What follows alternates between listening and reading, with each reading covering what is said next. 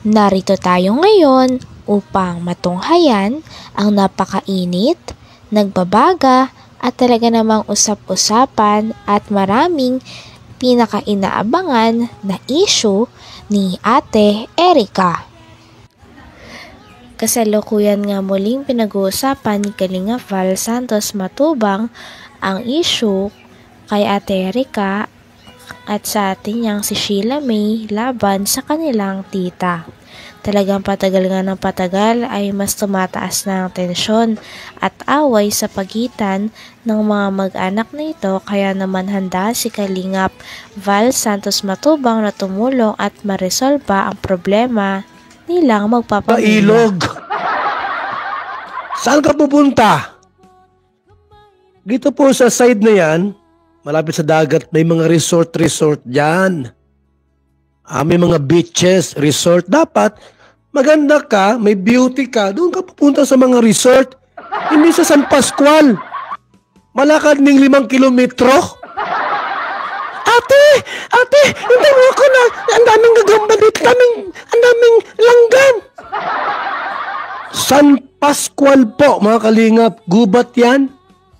Kung maganda ka, sosyalira ka, bakit ka pupunta sa San Pascual, doon maliligo? Dapat doon sa harap ng bahay mo, ikaw yung mga beach resort. Doon sila, Kalinga Prab, nagpa-party-party. Bakit San Pascual? Nilakad yung 5 kilometrong San Pascual na yan. Sinabi ni tita, na San Pascual kayo naliligo sa ilog. Ano yung tambay? Tambay ba kayo? Yung mga tambay doon sa San Pascual naliligo. May dalang gin. Pero sabi, maganda si Erica. Gandang mukha. Hindi po. May itsura lang. Ang maganda po si Biancy. Ganda ni Biancy. Swerte ni Ido, no? Ako lang si Ido. Nirip. Inasawa ko na yan. Si Biancy. Hindi ko na pakakawalan. Araw-arawin ko sa bahay nila. Mag-aranak pero walang tinulong dulayang tinulong sa magulang namin. Kami nag-aasikaso sa ospital. Kaya huwag kayo magparabibinutog. Magparagagawa ng kwento. Huwag na magsinungaling.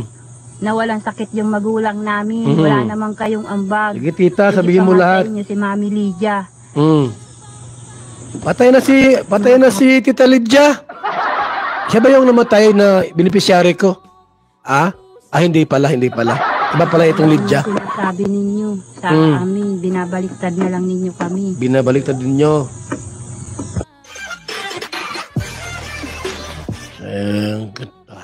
Saman si Kapidongski. Ba't mo agad pinutol?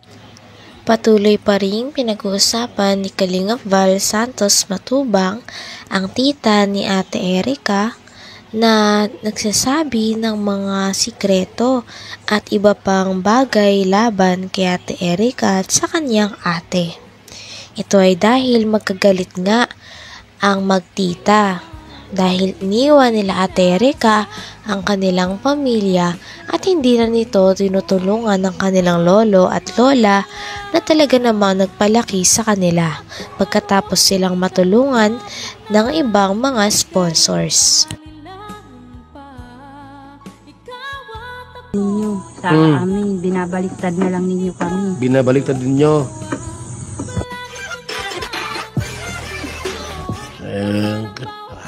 Saman si Kapidongski. Ba't mo agad pinutol?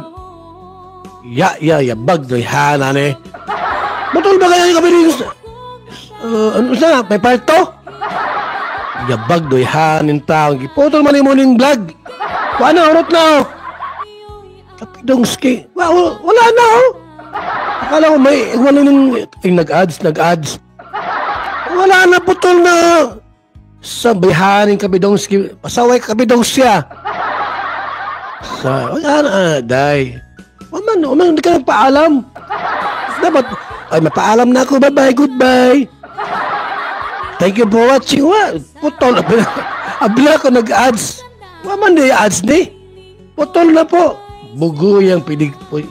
Kapidong script po, oy. Ito po si Bupil mga kalingap, gumawa ng reaksyon. Anong sabi ni Bupil? Sa kanyang reaksyon po mga kalingap dun sa dalawa, abay loko din. Sabi ni Bupil, matalinong maray itong dalawang ito. Matalino ba gayan? Ha?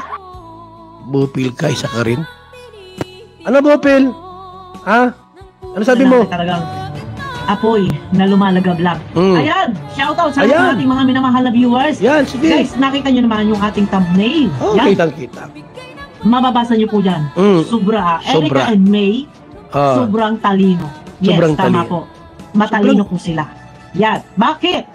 Pakiulit daw. Kasi Sobrang talino daw po ining sila Erika. Bakit daw? O, sige. sa ating mga minamahal na viewers. Viewers. Nakita nyo naman yung ating thumbnail. Yan. Ako hindi ako viewers. No? Yung sabi ko mga viewers ko, dahil po, SG. Mga SG kayo. Special guest ko kayo. Ayoko ng viewers. Hindi maganda yon. Dapat SG. Special guest. At Mababasa nyo po dyan. buzzers. Erica Special and guest May, yan. Ha? sobrang talino. Yes, Sobrang tama talino. po. Matalino po sila. Matalino daw Yan. po sila. Bakit? Bakit daw po? Mas pinili yung sponsor. Ay! Nabanggit pa nga sa diskusyon na ito na kung hindi naman dahil sa kalingap ay hindi naman makikilala si Ate Erika. Kaya naman dapat nagkaroon siya ng utang na loob sa kanyang mga pamilya, lalong-lalo na sa kalingap, at hindi niya ito dapat iniwan. Dahil ito nga ang rason kung bakit siya namamayagpag at kung bakit nakilala ang pangalan niya ng mga manonood at ng mga sponsors na ngayon ay tumutulong sa kanya. Yan ang gamot sa Makating Ayaw Lamunan. Hotdog. Di umano yung priority pagdaan. So ito na, ibinunyag ni Tita. Sus. Yun naman pala. Yung pala may connection. May koneksyon. At sabi nga ni Tita, ayan ang kaut-utang labi. Kaut-utang labi. Sa makatuwid, Mm. ay totoo na may komunikasyon si sponsor. Yan. Kung hindi dahil sa kalingap, hindi makikilala hindi sila Erika at hindi sila magkakaroon ng sponsor. Dapat yun ang nasa utak natin. Dapat ganun tayo. Angels. Kalingap Angels. Hindi ka makikilala kung wala ang kalingap through Kalingap Rab. Ilagay nyo sa mga utak nindo. Kung hindi tayo Kalingap Rab, hindi kayo nilabas sa vlogs, hindi isinama sa Kalingap Angels, hindi kayo makikilala. Huwag kayong hudas. Nagka-sponsor kayo, sino may gawa niyan? Kalingap Rab. Ba't kayo sumikat sa Kalingap? Kay Kalingap Rab, siya ang nagpapakilala sa inyo. Huwag kayong manghudas na, ay, andyan yung sponsor. Alis tayo kay Kalingap Rab. Hudas yan. Mga hudas kayo. Di ba? Bakit? Ganon. Sa madaling salita ay nasungkit, nakasungkit ng panty. ng sponsor na Ay, pinili alak panty. si sponsor. Isa sa nagbablog. Di ba? Malinaw na malinaw po. Ayan. Malinaw na malinaw. Malinaw na malinaw. Ano? Teka guys, nakatilala mo na. So dito guys. Bopel, makati hotdog ang kainin mo. Huwag yung prito ha, huwag yung pritong hotdog. Yung hilaw, yun ang kainin mo, yung hilaw. Huwag mong pritosin, hindi ko sinabing pritosin mo yung hotdog. Kasi yung mantika po, hindi pwede sa ano yan, lalamunan. Dapat yung hotdog mo na hilaw ang isubo mo, Bopel. Ubusin mo lahat yun. Mawala yung kape mo. Promise. Kaya lang, may pasabog si tita nila Erika. Yun na nga. Press na press. Na panoorin nyo yung aking upload kagabi and nandiyan naman sa intro natin. Hanggang dito na lamang muna ang ating napakainit, nagbabaga, pinakainaabangan at usap-usapan na latest issue ni Ate Erika. Maraming salamat sa inyong panonood.